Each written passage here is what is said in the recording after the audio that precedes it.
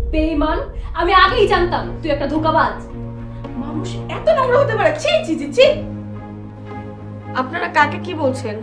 এই তুই চুপ কর, বেহায়া নির্লজ্জ মেয়ে একটা। এই দুনিয়াতে কি মানুষের অভাব? হ্যাঁ, একটা বিবাহিত পুরুষের সাথে? ছি ছি। বুঝলি, তুই আজকেই ও মানুষটাকে ডিভোর্স দিবি। ছি দুলাভাই, আপনি এত খারাপ।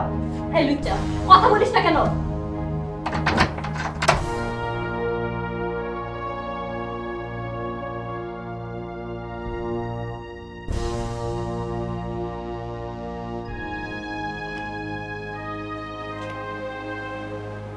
কি হয়েছে বউ?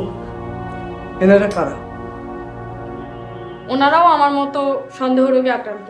ও আচ্ছা, ইনি তাহলে ফজল ভাইয়ের বউ? হ্যাঁ, উনিই ফজল ভাইয়ের সন্দেহ রোগে আক্রান্ত বউ।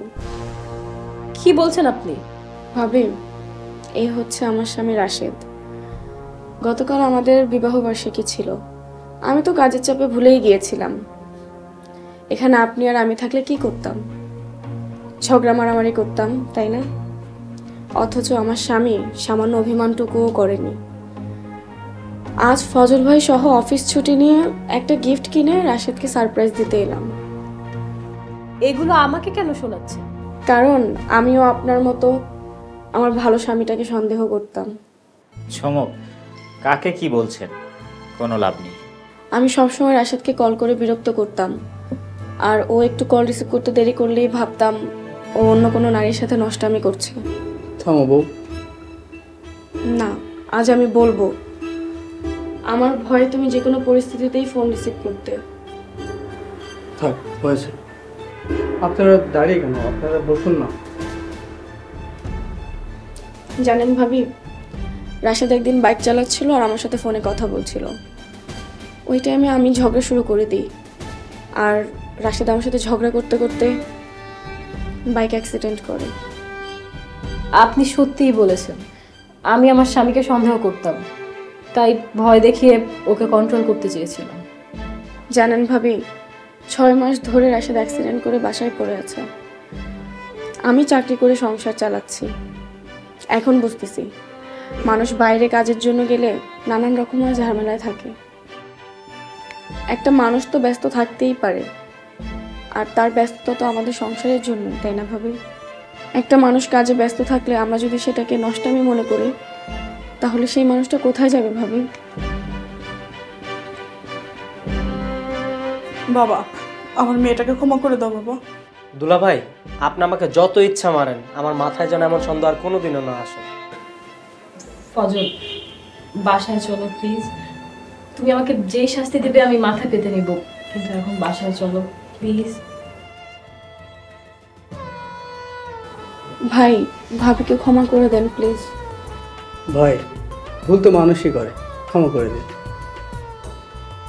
বিশ্বাসের আয়নাটা বারবার ভেঙে গেলেও হয়তো সেটি জোড়া লাগানো যায়, কিন্তু সেই আয়নায় নিখুঁতভাবে আর চেহারাটা দেখা যায় না। বিশ্বাস করো ফজল, আমি তোমাকে হারাতে চাইনি, তাই তোমার সাথে এত কঠিন আচরণ করেছি। ফজল, সত্যি বলছি, তোমাকে হারানোর ভয়ে দেখো আমি কি থেকে কি হয়ে গেছি। ভাই, মানুষ তার ভুল বুঝতে পারলে তাকে আর একটা সুযোগ দিতে হবে। আর একটা সুযোগ দিন। মনে করে দেখো ফজল, আমি কি আগে এমন ছিলাম? ছিলাম না।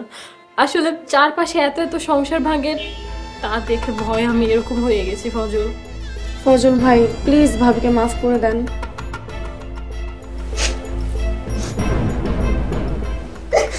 ভাই, আমাদের মাফ করে দেন।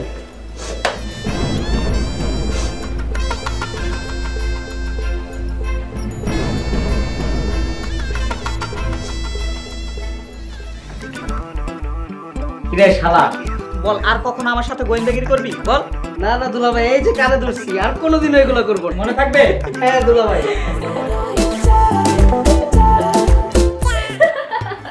এই বুঝলি, হাসছিস কেন? মা কি পেয়েছি দেখো দেখো। দেখি দেখি। দেখো না, এটা একটা কিনতেই হবে। আরেকটা দেখি, আরেকটা দেখি। আচ্ছা মা, আরেকটা কালার দেখ। কি রে কৃষ্ণ, তুই এই সময় অফিস থেকে চলে এসেছিস কেন? বলছি মা, বলছি। আপু, তোমাদের বিছানার পাশে ড্রয়ারে একটা হলুদ রঙের ফাইল আছে, ফাইলটা তাড়াতাড়ি নিয়ে আসো। আচ্ছা বস, আনছি। তোর দুলাভাইয়ের সাথে অফিসে কথা হয়? হয় মা হয়। আচ্ছা শোন না, সবসময় চোখে চোখে রাখবি, আর কি হয় না হয় সারাদিন সব আমাদেরকে জানাবি। আচ্ছা আচ্ছা ঠিক আছে। এই বলো তাই, আমার বিছানার পাশে তো কোনো ড্রয়ারই নেই, আর হলুদ রঙের ফাইল আসবে কোথা থেকে? তোর দুলাভাই কি অফিসের কোনো ফাইল বাসায় আনে? আমি এত কিছু বুঝি না, যে কোনো রঙের একটা ফাইল হলেই হবে। তুমি যে কোনো একটা ফাইল আমাকে দাও, নয়তো দুলাভাই আবার আমাকে পাঠাবে। হায় রে আল্লাহ, তোর দুলাভাই তো তোকে বলদ বানিয়েছে রে। সে আমাকে কেন বলদ বানাবে? তুই যে তাকে না জানিয়ে তার অফিসে চাকরি নিয়েছিস সেজন্য। ওরে হারামি দুলাভাই, তাই তো বলি, ওই চমক মেয়েটা যখন দুলাভাই রুমে আসে, দুলাভাই আমাকে নানান অজুহাতে এদিক সেদিক কেন পাঠায়। ওই কৃষ্ণু, ওই ডাইনিটার সাথে কি তোর ভাইয়ের এখনো খাতির আছে? আছে মানে সকাল থেকে দেখছি একদম আঠার মতো লেগে আছে।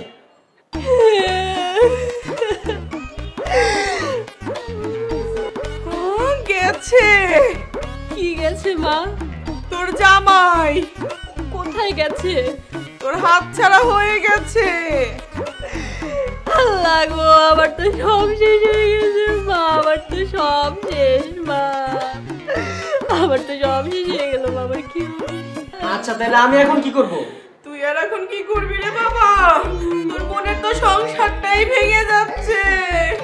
আহা মা, আমি ওইটার কথা বলছি না, আমি ফাইলটার কথা বলছি।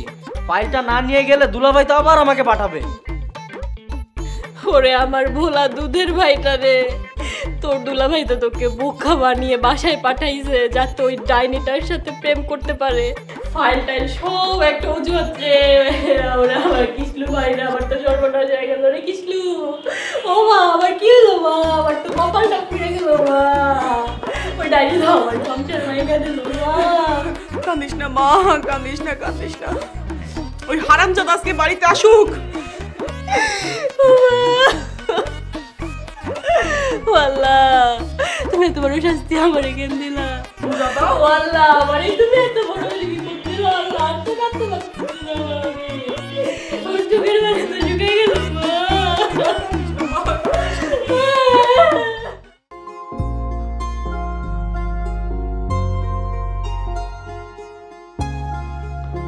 কি খবর শালা বাবু, কেমন আছেন? শফিক সাহেব, আমার দুলাভাই কোথায়? সে তো ছুটি নিয়ে চমক সহ কোথায় যেন গিয়েছে। কি বলেন? আচ্ছা, আমার একটু কাজ আছে তোর সাথে।